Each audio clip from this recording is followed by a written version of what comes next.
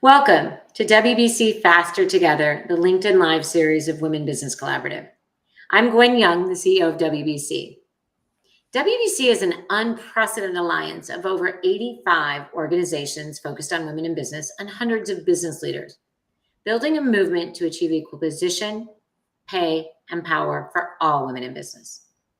We do this through collaboration, advocacy, action, and accountability, and we are mobilizing thousands to create momentum and accelerate the pace of change. We live our commitment to DEI, and members of our leadership from our staff, our board of directors, and our WBC champions include more than 35% people of color. And every one of our action initiatives has DEI goals for 2025 and 2030. So please check the chat for the action initiatives through which we aim to accelerate change. And of course, we want you to join our movement at wbcollaborative.org. Each week in this series, we offer different ways to advocate change and accelerate impact by presenting data, research, and best practices, by lifting up the power of women's voices for change and allies, and by showcasing leaders, companies, and organizations that are committed to allyship, inclusivity, and driving corporate purpose. So as we come to the end of Pride Month and we wrap up our celebrations, it's critical that we continue to advocate for leaders who identify as LGBTQ+ in the workplace. And beyond the celebrations and commitment we make during Pride Month year, we want to continue to be inclusive and advocate and work for all leaders in business. So supporting LGBTQ+ leaders in the workplace, including a deep recognition of their unique lived experiences of LGBTQ leaders of colors, is essential for fostering an inclusive and a diverse organizational culture and driving business performance.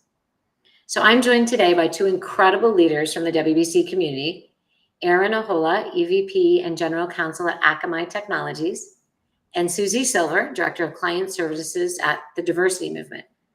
And together we're going to explore the effective strategies for empowering LGBTQ leaders, addressing the unique challenges they face, and creating environments where they and their colleagues can thrive and drive positive change. So Erin, Susie, welcome. Thank you. Thanks for having me. Wonderful. So why don't we set the stage for the audience, right? What are the challenges or opportunities that LGBTQ leaders face in the workplace, and how can organizations address the challenges to create a more inclusive environment for all? Erin, I don't mind jumping off. I'll start and please interrupt me as well as we're having a conversation. Speaking from a lot of the challenges of the community, I am part of the LGBTQ+ community as well. So I wanted to say happy Pride, of course, to everybody out there. There are a lot of different things, from feeling like you can bring your whole self into a space and not only feel, but know that you are seen, safe, heard. Amplification is actually a big challenge. Advancement of LGBTQ+ individuals. There's a lot of, I love that you said data and research. I am in it all the time. There's a large issue with opportunity and that amplification and advancement for LGBTQ+ individuals for multiple reasons, which we can dive into, but I'll give the broad sense as well. Access to great healthcare, inclusive policies, which I'm happy to give really specific examples in a little bit as we dive further, because I also love that action component to everything. We really want to understand more about the community so we understand as organizations and leaders how to show up. And so a few of those challenges really go, lack of mentorship and sponsorship, inclusive language that's not used and should be used within conversations, organizational documents, and then, of course, policy, things like that. So while it's a bit broad, I want to start there. I'll pass the mic to Erin and happy to circle back to specifics in those. Yeah, well, Susie pretty much nailed everything there. But I would underscore the points in particular about people feeling comfortable bringing themselves, their whole work selves to work. I think for many, kind of looking for a community that's supportive is critical part. And as I'm executive sponsor of our employee resource group at Akamai, and that's kind of one of the core things that the group brings to the table.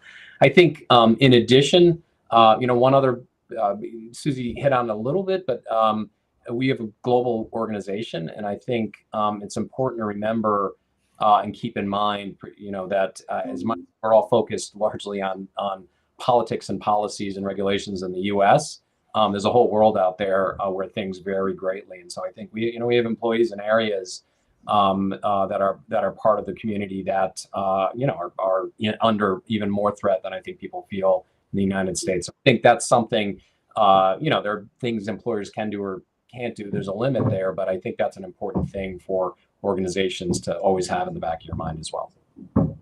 Yeah, that global context is important. I love how you talk about sort of language and policy.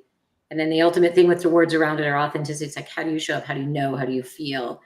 But Erin, you brought up the sort of out at Akamai, if I'm right, employee resource group. Can you talk a little bit about not only what that is, but how that provides kind of that leadership in driving that ability to talk about, show up, and drive policy throughout the company globally?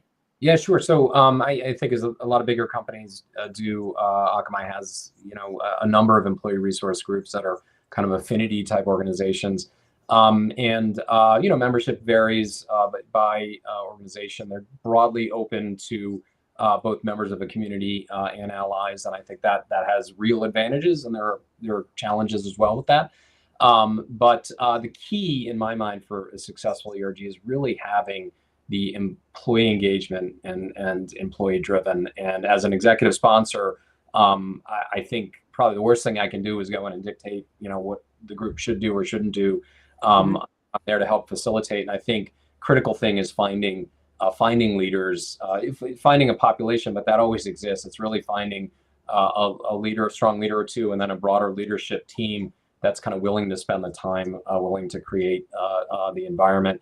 And for us, that is everything from programming and things around Pride Month that are celebratory, educational programs throughout the year, speakers occasionally, and more than anything, just a kind of a baseline of a community, and whether that's in a WebEx chat or Slack channel or something like that, where people can communicate and feel like they have people that are part of their community, that are strong allies, that can help them with issues that they a lot of the things that Susie raised too. And then the last point I'll say, and then I'll shut up, is to kind of tie into how you help the organization move forward, and whether that's on some of the policies and inclusive language and those sorts of things that Susie was talking about before. I think there's a lot of things that organizations can do to help out there.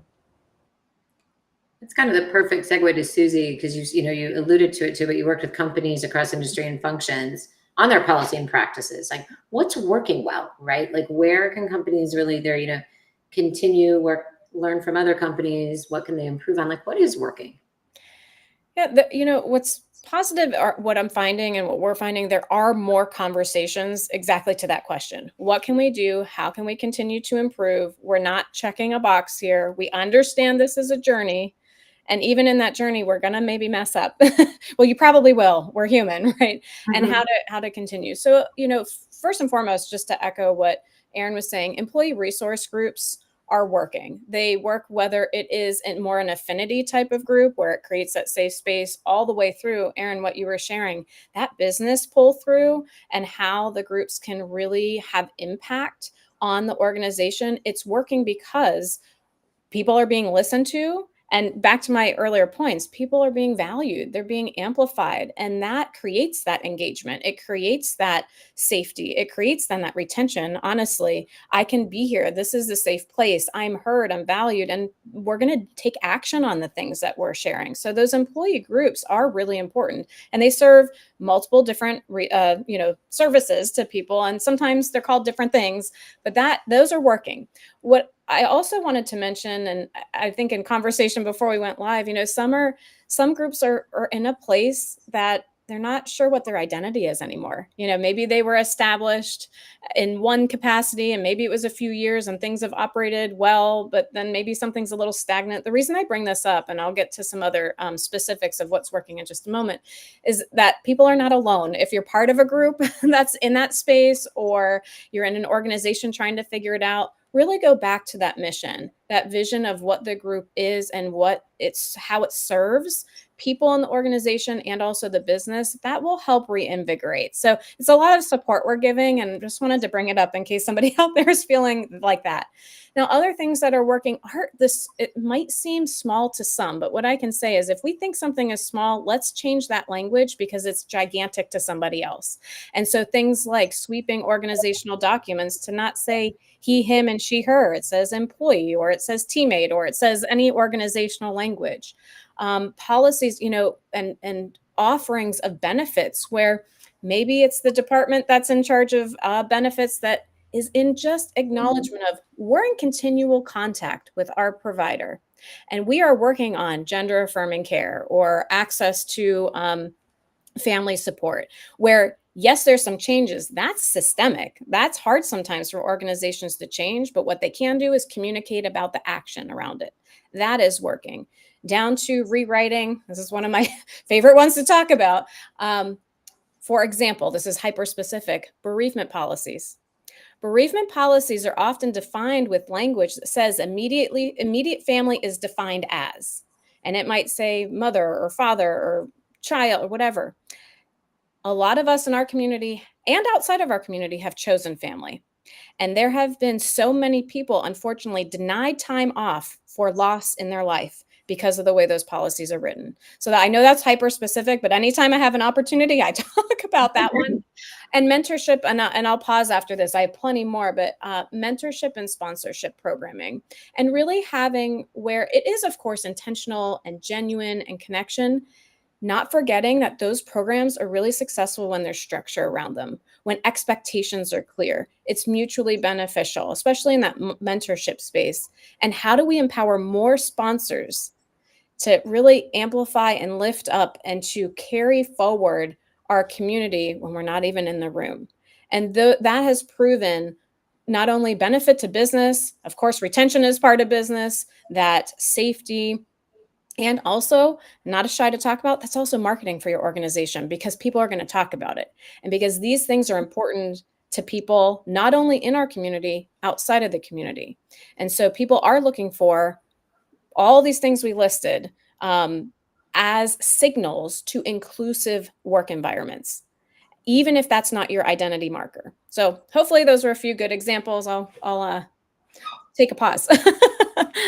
I'm going to give Erin a chance to react to that and kind of bring in, I think, it triggered two things for me, Erin and Susie, which was allyship, right? And kind of what that looks like. And then two, the sort of, Erin, you brought up that global company angle on it, right? Because it is important to make those connections as a company and to do those connections in a global way and in global context where it really makes sense and creates that inclusivity. Sure. Yeah, no, it's a great point, Susie. And I like some of the specific examples there.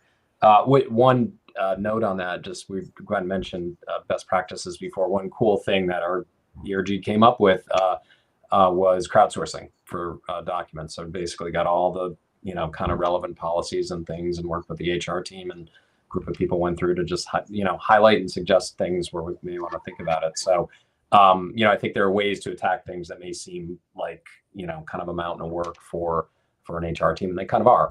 On the allyship piece, I think it's critical. And as I said before, having allies part of an organization, part of an ERG, I think is helpful in that it really, kind of provides, in my mind at least, a bit more of a, kind of we're all in this together. We're all part of an organization. I want to learn more. I want to kind of understand where you're coming from, and vice versa. I think as an ally, particularly if you're in a leadership role, I think a critical part, Susie mentioned, mentorship, advocacy. I think there are a lot of things that senior leaders and organizations can do to really help people there. One minor thing I do with our ERGs is it's hard at times to get people to volunteer for a leadership role. Time commitment, but also do I have the support of an organization? I will send a note as a senior leader in our organization to their manager, and sometimes their manager's manager, proactively copy them and say, I can't thank you enough as a manager for giving your employee kind of the bandwidth and the freedom to kind of engage in this. super helpful for the company. It's super helpful for their career because of X, Y, and Z.